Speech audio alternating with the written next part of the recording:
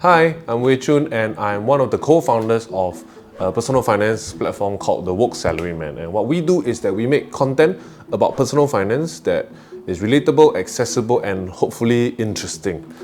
Today I'm going to talk about how I got to my first 10k net worth in Singapore dollars, what it took, how it felt like to get there, and why you should also strive for that goal.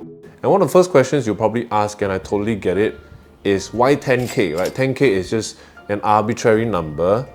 But you know, the thing about personal finance is that it's not just numbers. I mean, we can use logic, calculators, graphs, and whatever to make perfect plans.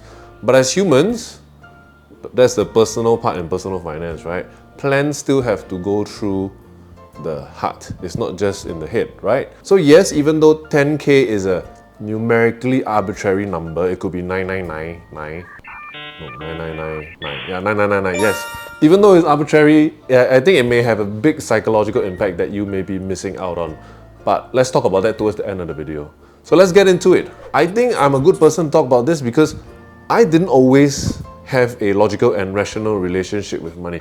In fact, now I also still don't really have this logical and rational relationship. I'm just better at it, but I still struggle at it every day. When I first graduated and started working, I was one of those like paycheck to paycheck people, you know, money come in and then money go out, right? Fast. Back then I didn't quite care because, you know, YOLO, right? You're young, fresh grad, right? First time earning money, so money coming in, I just spend it. But I remember being at a gathering with my schoolmates, and you know that kind of thing at the end where everybody like is gonna leave already, but you have to calculate because everybody sort of brought their own thing. Some people paid for this, some people paid for that. So you're calculating the cost, right? And then we're trying to split the cost. So we did that, and then everybody whipped out their phones to transfer money and calculate. And I accidentally saw my friend's banking app, the balance. I mean, I have to reiterate, I really accidentally saw it. I do have quite a good sight glance game in real life, but I swear I don't go around looking at people's phones on purpose. In this case, really, I think my friend's phone also was bright that day. I don't know why. Everybody sitting near him probably saw it also, and we were sitting at the dark void deck. So it's just kind of, I just looked at it, right? Anyway, I saw his balance, right, and he had like $9,000 plus, and I was shocked. So as a fresh grad who's not very familiar with planning long-term for money and seeing big amounts in my bank account, like, I kind of know what 10,000 as a number means. I know how many units of dollars it means as a numerical figure, but I also didn't really know what it means in terms of like lifestyle. And I actually think this is a big part of financial literacy that a lot of people forget about. Financial literacy is not just being able to make and keep and grow money, but also understanding what an amount of money means. So for example, in terms of sabbatical months or mortgage or rent payments or supporting a child or owning a pet and things like that, that's financial literacy. And at the point of time where I accidentally side-eyed my friend's bank account, I was so financially illiterate, you know, like it was a time where I would just feel feelings based on the amount of money that I see in my bank account. And that's not good, right? So since I graduated, I always just tried to maintain 3 digits in my bank account. And as long as I have more than $100, I was safe. You know, so here I was at the party, like being happily content with being 100 there.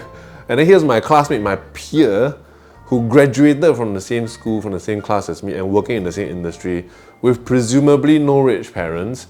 And not only were they 1,000 there, they were close to being a 10,000 there. So I felt quite inadequate, so to speak.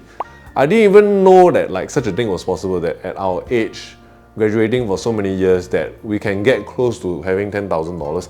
I mean, for all we know, I mean, the parents maybe give them the money, but it doesn't matter. What I'm trying to say is that it expanded my mind, and I got it in my head that I should also try to maybe become a 10,000 there. So I got it in my head. So here is what I had to do to become a 10,000 there. So the first one was that I had to change who I was. I became a more miserly person. I became a more, as they say in Singapore, kiam siap person. So this was when I was just starting out, right? So as a fresh grad, when I found my first job, I think like when it comes to spending, I was quite unstoppable. Like I felt so free because I was suddenly having monthly paychecks, like a big lump sum. I mean, big at the time, right? Coming from working instead of having to ask my parents for pocket money or allowance, you know. So it felt very liberating. I also think like last time when I was asking my parents for pocket money, there's a certain amount of guilt because my parents earn money in a weaker currency, and then here I was in expensive Singapore, spending their hard-earned weaker Malaysian ringgit, so there's some control mechanism there. But when I got my first job, I'm earning in Singapore.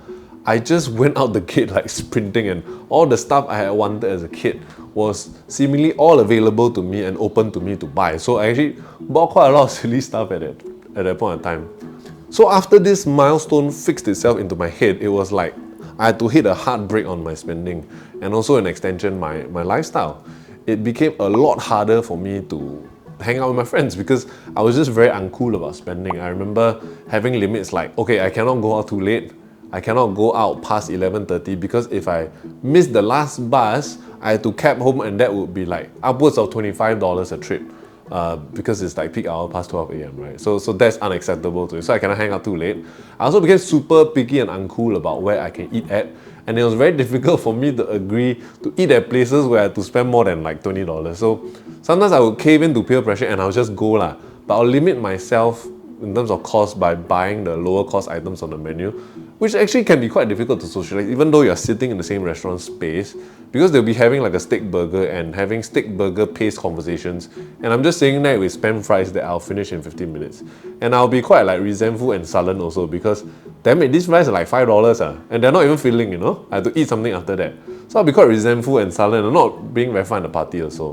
So I think I suffered quite a lot when it came to my ability to hang out and go out with friends, but I wanted to get 10K lah, so bo pian lah, no choice, right? It helps to have different groups of friends and different types of friends who can hang out and have fun in different ways. I think company, when it comes to socialization, matters a lot. So you try and see lah, if you can find people who can be a good hang without spending a lot of money. I mean, I can't understand that drinks and clubbing can be a blast also lah, but sometimes you sit on a picnic mat for free. You just tapao something like from the hawker center, sit at the picnic mat in the riverfront or at the beach and having heart-to-heart conversations.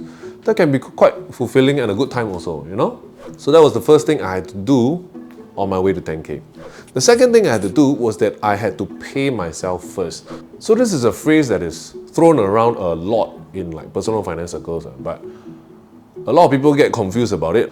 What it actually means is that you must pay your needs first, or your future self first. Your rent, your mortgage, allowance for your parents if you have kids, if you have bills, insurance, debt, that kind of thing, I think they call it paying yourself first because you are paying for the stuff you need instead of paying other people. Like I'm buying candy, I pay the person who sells me the candy, I think a less confusing term would probably be pay your future self first, because that is what you're doing, securing your long-term financial health lah.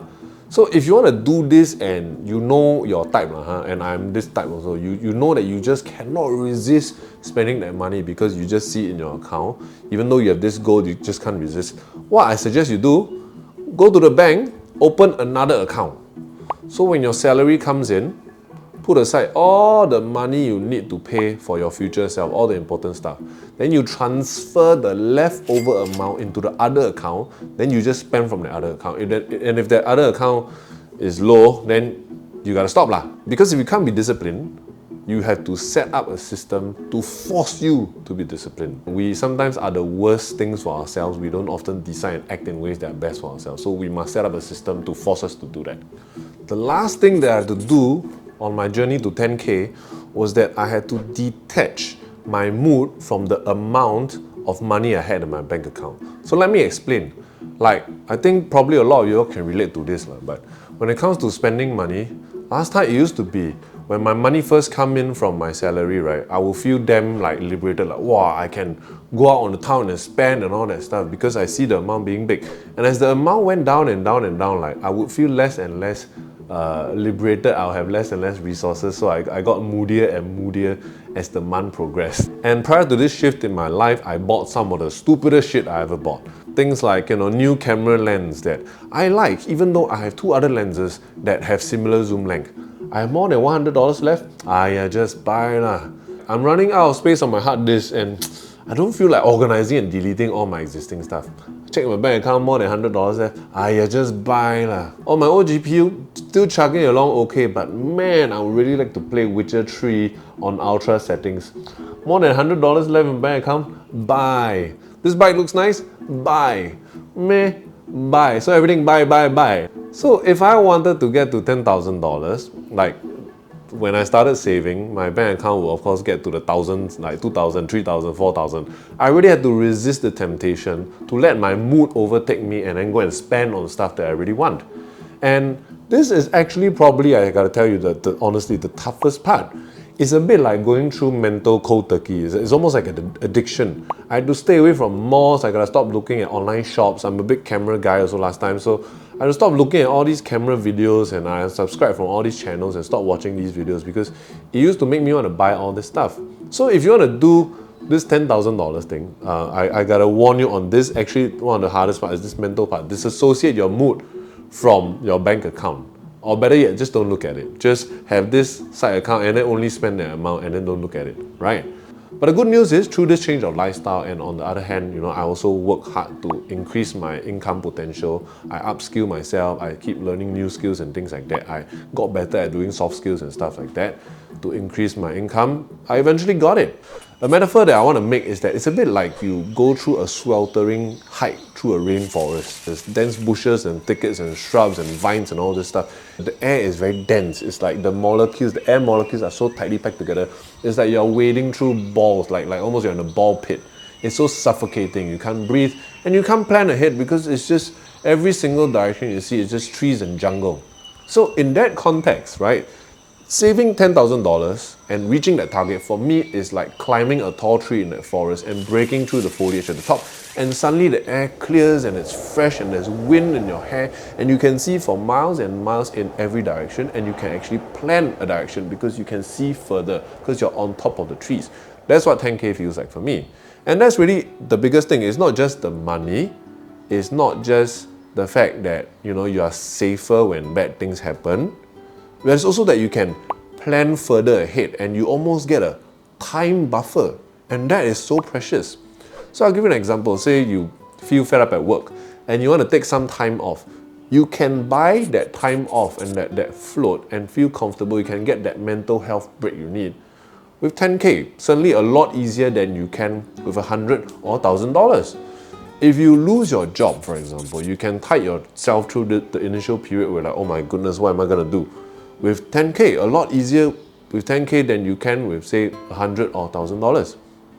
So it buys you time. And more importantly, it buys you mental health during that time, which can prove to make the difference, in you making out of that kind of situation even better than you were before. It also buys you security. So, very easy example, if a medical issue or an accident happened, touch wood, right? 10K can cover a lot more things than say $100 or $1,000. Even if you have insurance, a lot of these plans have a co-pay feature where you need to fork out a percentage, like 20% of the fee first, then the insurer will then pay the rest of the 80%. So having that money helps too. 10K also allows you to make some big life spends that 100 and 1,000 cannot. Like for example, you want to put down a deposit to buy a house.